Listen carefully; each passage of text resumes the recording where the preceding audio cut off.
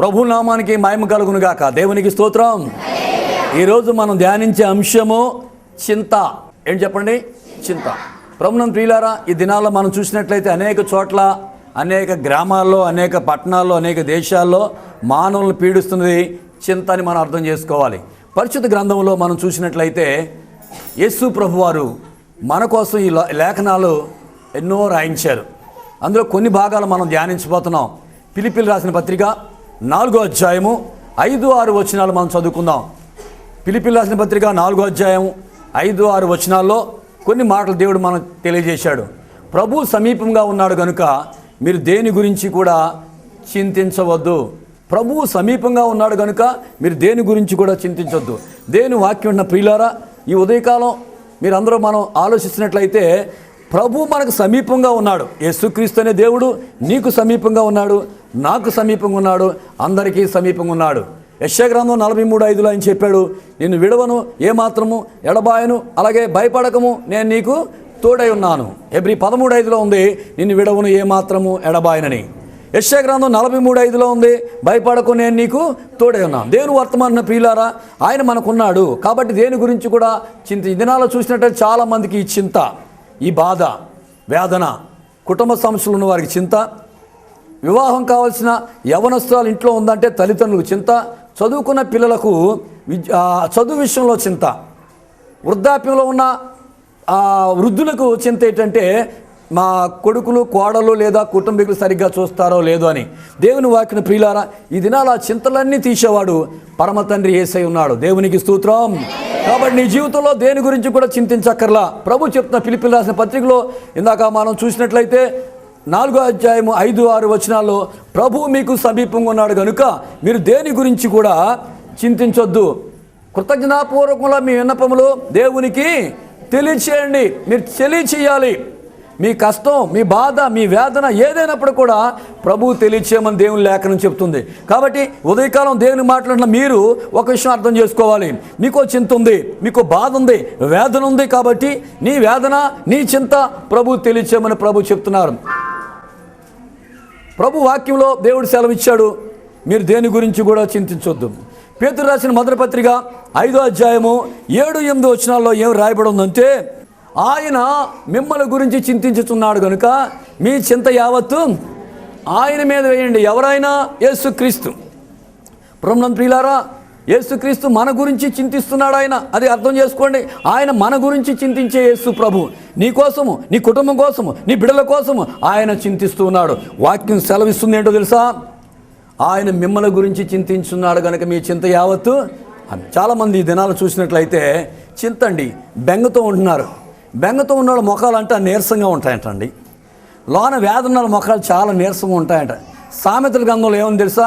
పరిశుద్ధ గ్రంథంలో రాయబడం చూడండి, 15:13 సంతోష హృదయములో ముఖము తేటగా ఉంటుందంటండి. ఎవరైతే సంతోషంగా ఉంటారో, ఎవరైతే ఆనందంగా ఉంటారో వాళ్ళ ముఖం ఎలా ఉంటుందా చెప్పండి? ఎలా ఉంటుంది? తేటగా ఉంటుంది. వాక్యం సెలవిస్తుంది. సంతోషంగా ఉన్న ముఖం చూస్తే వాళ్ళు ఆనందంగా ఉంటారు. నలిగిన ఆత్మ కలిగిన వాళ్ళు అయితే వేదంతో ఉంటారు. కాబట్టి నువ్వు సంతోషంగా ఉండాలని అనుకుంటే నీ చింత ప్రభు మీద పెట్టు. నువ్వు సంతోషంగా ఉండాలంటే నీ వేదన ప్రభువు చెప్పు. నువ్వు సంతోషంగా ఉండాలంటే నీ కుటుంబ సమస్యలు యేసయ్య చెప్పు. యేసయ్య ఉన్నారండి మన అందరి కోసం. ఆయన మత్తయి సువార్త 11:28లో మన ప్రభు ఏం సెలవు ఇచ్చారంటే, ప్రయాసపడి భారం మోయుచున్న సమస్త జనులారా నా యొద్దకు రండి, మీకు విశ్రాంతి. అవునండి, యేసు ప్రభు ఆయన మన భారాన్ని మోయటానికి రెడీగా ఉన్నాడు. ప్రియ సహోదరి, స్నేహితుడా, అయ్యా మీ భారాన్ని మోయటానికి పరమ తండ్రి యేసయ్య సిద్ధంగా ఉన్నాడు. కాబట్టి నీ భారం ఏదైనా సరే యేసు దగ్గర తీసుకొచ్చాయి. ఆయన సిద్ధంగా ఉన్నాడు. మీ చింత యావత్తు ఆయన మీద వేయండి. ప్రభు చెప్తున్నాడు, రండి నా దగ్గరికి, మీకు విశ్రాంతి ఇస్తాను. ఈ దినాల్లో చాలామందికి సమాధానం లేదు, చాలామంది సంతోషం లేదు, చాలామందికి నలిగిపోతూ ఉన్నారండి. అనారోగ్యంతో ఉన్న వారికి చింత, అప్పులు పాలైపోయిన వాళ్ళకి చింత, కుటుంబ సమస్యల చింత. అనేక మంది ఈ చింతల్లో బాధపడుతున్నారు. ఈ ఉదయకాలం యేసు ప్రభు సెలవిస్తున్నారు, రండి నేను మీకు విశ్రాంతి ఇస్తాను. ఆ చింతను అలాగే మనసులో పెట్టుకుంటే నీకు సంతోషం ఉండదు, నీ ఇంట్లో సంతోషం ఉండదు, నీ కుటుంబంలో సంతోషం ఉండదు, వేదంతో ఉండిపోతావు.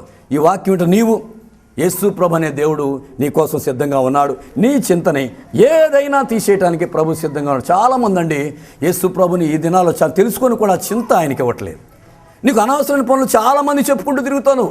కనబడ్డ వాళ్ళందరూ కూడా నాకు ఇన్ని బాధలు ఉన్నాయమ్మా, ఇన్ని అప్పులు ఉన్నాయమ్మా, నా కూతురికి వివాహం జరగట్లేదు, నా కొడుకు ఉద్యోగం దొరకట్లేదని చెప్తున్నా. కానీ యేసయ్య అనే రక్షకుడు నీకున్నాడు సంగతి మర్చిపోతున్నావు.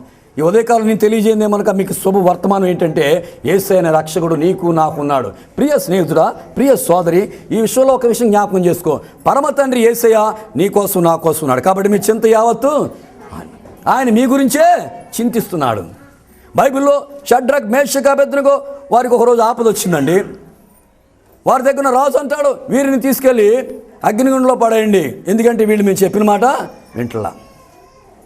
అప్పుడు వాళ్ళు అంటారు, ముగ్గురు బాలురు, నెబుకద్నెజరు ఇందుని గురించి ప్రత్యుత్తరం ఇవ్వాలన్న చింత మాకు లేదు.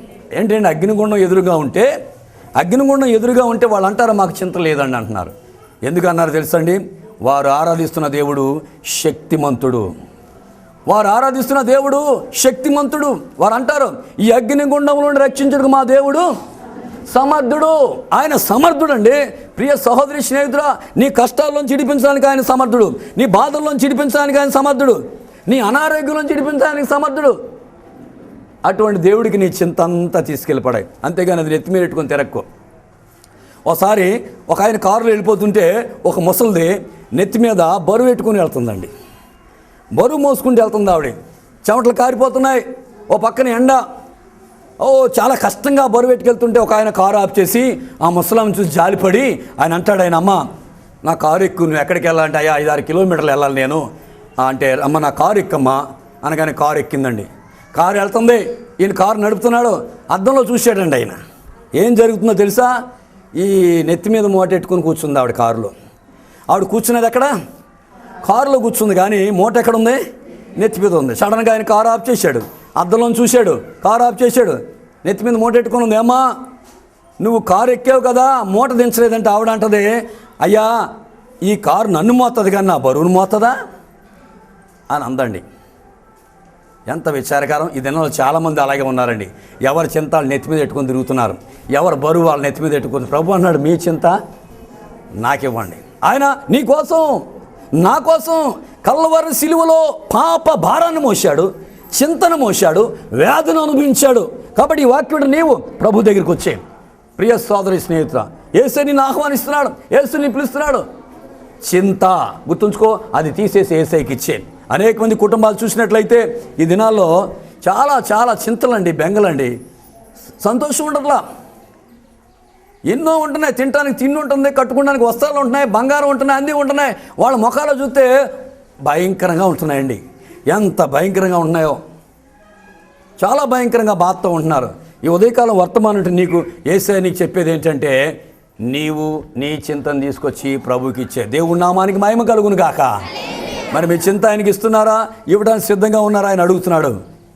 మీ చింత ఆయన మీద వేయండి. అనేక కుటుంబాలు ఈ దినాలు మనం చూస్తే ఇన్ని అడిగిపోతున్నారండి. రోగంతో ఉన్నవాడికి, క్రానిక్ డిసీజ్ అంటే తగ్గని రోగంతో ఉన్నవాడికి, బీపీ, షుగరు, క్యాన్సర్ ఇటువంటి రోగాలతో ఏడుస్తూ కుమిలిపోతున్నారండి. కానీ యేసే ఉన్నాడమ్మా నీ చింత తీసేయటానికి, నీ అనారోగ్యాన్ని తీసేయటానికి, నిన్న ఆపదలోంచి ఆదుకుంటానికి పరమ తండ్రి ఉన్నాడో అది నువ్వు జ్ఞాపకం చేసుకో. ఆయన దగ్గరికి వచ్చేయి. ప్రభు సమీపంగా ఉన్నాడు కనుక మీ చింత ఆయనకి తెలియచేయండి. దేని గురించి కూడా ఏం చేయకూడదు? చింతపడకండి. అది ఎంత పెద్ద సమస్య అయినా సరే, అది ఎంత పెద్ద అనారోగ్యమైనా సరే. దేవుని మాటలున్న ప్రియులారా, ఈ ఉదయకాలం ఒకవేళ నువ్వు ఏ చింతతో ఉన్నావు, ఏ బాధతో ఉన్నావు, ఒకసారి ప్రభువు చెప్పండి. చాలామంది చేసే పొరపాటు ఏంటంటే ప్రభువు చెప్పరండి. చుట్టాలకు చెప్తారు, బంధువులు చెప్తారు, కనబడ్డ వాళ్ళు అందరూ చెప్తారు, అమ్మ మేము వేదనలో ఉన్నాం, చింతలో ఉన్నాం, మాకు ఇలాగుందంటారు. కానీ యేసే అంటున్నా నాకు చెప్పండి అంటే ఆయనకి చెప్పట్లేదండి. చాలామంది నాతో చెప్పే మాట ఏంటంటే, అయ్యా మాకు ఇలా చాలా సమస్యలు ఉన్నాయి, చాలా ఇబ్బందులు ఉన్నాయండి, మేము నలిగిపోతున్నాం అంటారు. అప్పుడు నేను అంటాను, అమ్మ ఉపవాసుని ప్రార్థన చేయి అంటే టైం లేదండి, కుదరట్లేదండి.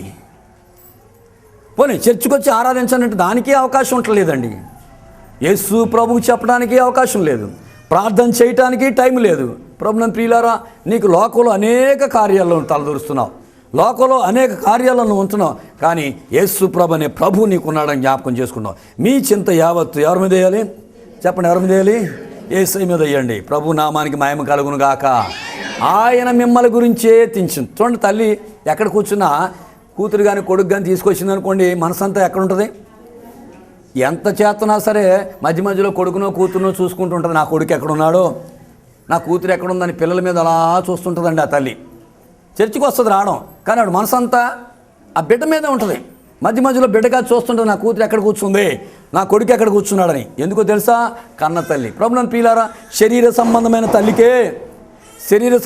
తల్లికే అంత ప్రేమ ఉంటే ఆత్మ సంబంధమైన యేసయ్యకి మనం అంటే ఎంత ప్రేమ అండి. ఆయన మనల్ని ప్రేమిస్తున్నాడండి. ఆయన మన కోసం ఈ లోకానికి వచ్చాడు. కాబట్టి ఈ ఉదయకాలం నీ చింత ఏముందో ఒకసారి ఆలోచించు. భయపడకండి, దిగులు పడకండి. చాలామంది ఈ చింతలతో ఇది ఆత్మహత్యలు చేసుకుంటున్నారు. కొంతమంది ఆత్మహత్యలు చేసుకుంటున్నారు, వారి జీవితాలు నాశనం చేసుకుంటున్నారు. ఎందుకంటే అంటున్నారు, నాకు మనశ్శాంతి లేదు.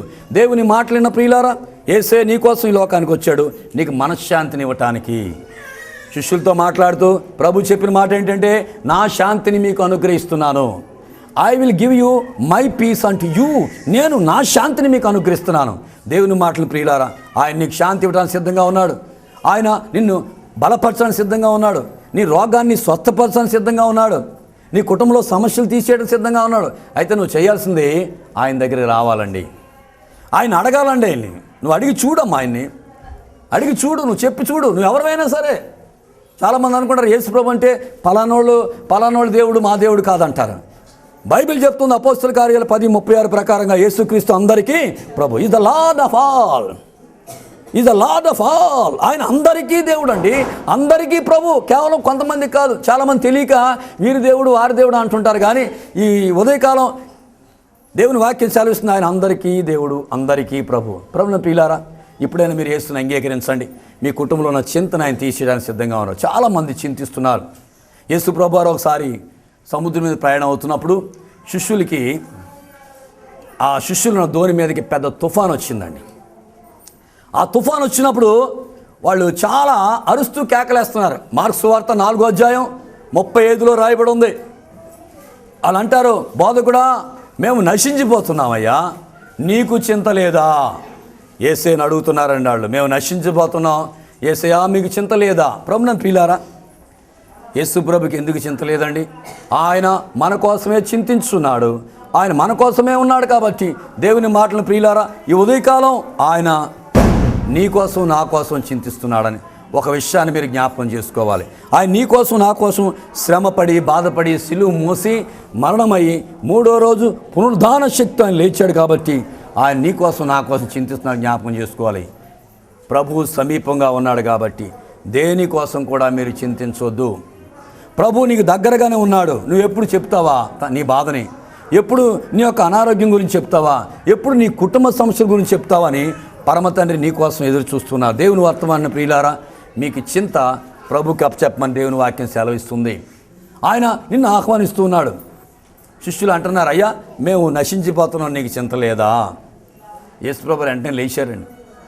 లేచి ఆయన గాలిని సముద్రాన్ని గద్దించాడు. మనకు తెలుసు, గాలిని సముద్రాన్ని గద్దించాడు. ఆయన సృష్టికర్త. గాలిని గద్దించాడు, సముద్రాన్ని గద్దించాడు. అద్భుతం ఏంటంటే గాలి సముద్రము నెమ్మళించిని. దేవునికి స్తోత్రం, దేవుడి నామానికి మహిమ కలుగును గాక. గాలి సముద్రాన్ని ఆయన గద్దించిన ప్రభు అండి. మన యేసయ్య గాలి సముద్రాన్ని గద్దించాడు. ఆయన ఆగిపోయినాయి, నిమ్మలం అయిపోయినాయి. శిష్యులుగా చూశాడు ఆయన. శిష్యులుగా చూసే ఒక మాట అన్నాడు ఆయన, మీరు ఇంకనూ నమ్మిక లేకుండా ఉన్నారా? మీరు ఎందుకు భయపడుతున్నారు? మీరు ఎందుకు భయపడుతున్నారు? మీకు నా మీద నమ్మకం లేదా అని ప్రభు అడిగాడు. ప్రభువుని ప్రియులారా, నువ్వు నిజంగా యేసు ప్రభుని నమ్ముకుంటే, యేసు ప్రభు దగ్గరికి వస్తే నీ చింత అంతా తీసి ఆయన మీద పడేసాను. ఆయన నీ చింత ఆయన మోస్తాడు. ఆయన నీ చింతను ఆయన మోస్తాడు. అందుకే ఈ లోకానికి వచ్చాడు. మీకు ఇంకా నమ్మకం లేదా? ఎందుకు భయపడుతున్నారని పరమ తండ్రి యేసయ్య అడిగాడు. కాబట్టి ఉదయకాలం ఒకవేళ నువ్వు చింతతో ఉన్నావా? ఏ చింతతో ఉన్నావు? ఒకసారి నువ్వు ప్రశ్న వేసుకో. ఏ చింత నీ గుండెల్లో ఏ చింత ఉంది? అనారోగ్యమా, రోగమా, జబ్బా, కుటుంబ సమస్యల, అప్పుల, పాప జీవితమా, అపవిత్రమైన జీవితమా, ఏదైనా సరే, whatever it may be, ఏదైనప్పుడు కూడా పరమ తండ్రి యేసయ్య సిద్ధంగా ఉన్నాడండి. ఈ వాక్యం నీవెవరైనా సరే, ఎక్కడున్నా సరే, నీ చింతను తీసేయడానికి ప్రభు సిద్ధంగా ఉన్నాడండి. చాలామంది మరి శుక్రవార ప్రార్థనకి మా మందిరానికి వచ్చినప్పుడు వాళ్ళు చెప్తుంటారు, అయ్యా మేము పలానా చింతతో ఉన్నామండి, పలానా బాధతో ఉన్నామండి, అయ్యో ఈ రోగం తగ్గదని చెప్తున్నారు, లేదా ఈ కుటుంబంలో సమస్యలు పోవని చెప్తున్నారు, మా సంగతి ఏంటని అడిగినప్పుడు ప్రభు నామములో మేము ప్రార్థన చేసినప్పుడు ఆ యేసయ్య వారి చింతలన్నీ కూడా తీసేశాడు. దేవునికి స్తోత్రం, దేవుడి నామానికి మహిమ కలుగును గాక. కాబట్టి మనము ప్రభువుకి తెలియచేయాలి. నువ్వు ఎవరివైనా సరే నీ చింత యేసయ్యకి చెప్పయ్యా, అమ్మా నీ చింత యేసయ్యకి చెప్పు. అది ఏదైనప్పుడు కూడా, అది ఎలాగున్నప్పుడు కూడా ఆయన నీ చింత తీసేయడానికి సిద్ధంగా ఉన్నాడు. ఈ ఉదయకాలం ఒకసారి నువ్వు ఆలోచించు, ప్రార్థన చేసి ప్రభువుకి చెప్పయ్యా నేను నలిగిపోతున్నానయ్యా. కొంతమంది ఒంటరి జీవితం కలిగి ఏడుస్తుంటారండి. ఒంటరి జీవితం కలిగి ఏడుస్తుంటారు, నాకెవరు లేరు, నేను ఒంటరిదాన్ని అయిపోయాను, ఒంటరివాడిని అయిపోయాను అని ఏడుస్తుంటారు. మీకు శుభవార్త ఏంటంటే నువ్వు ఒంటరిదానివి కాదు, యేసు ప్రభు అనే దేవుడు ఉన్నాడు. You are not alone. నువ్వు ఒంటరిదానివి కాదు, అడుగు యేసు ప్రభుని, ఆయన నీకు తోడుగా వస్తాడండి. యేసు ప్రభుకున్న అన్ని పేర్లో ఒక పేరేంటో తెలుసా? ఇమ్మానుయేలు. ఇమ్మానుయేలు అనే పేరుకి అర్థము దేవుడు మనకే తోడే ఉన్నాడు. ప్రభునందు ప్రియులారా, యేసు ప్రభు పేరులోనే అర్థం అండి తోడుగా ఉన్నాడని. ఎంత సంతోషం అండి, దేవునికి స్తోత్రం, హల్లెలూయా. ప్రభునందు ప్రియులారా, నీ జీవితంలో ఒకవేళ చింత వచ్చి నువ్వు బాధపడుతున్నావా? అయ్యో నా జీవితం ఎందుకు, నా బ్రతికెందుకు, నేను చచ్చిపోతే బాగున్ను, ఇక నాకు ఎవరు లేరు, నన్ను అందరూ విడిచిపెట్టేశారని నువ్వు అనుకుంటున్నావా? ప్రియ సహోదరి స్నేహితుడా, నువ్వేమి దిగులు పడొద్దు. యేసయ్య అని ఒక ఆయన ఉన్నాడు నిన్ను ఆదుకుంటానికి. ప్రభు సమీపంగా ఉన్నాడు. మీ చింత ఆయన మీద వేసేయండి.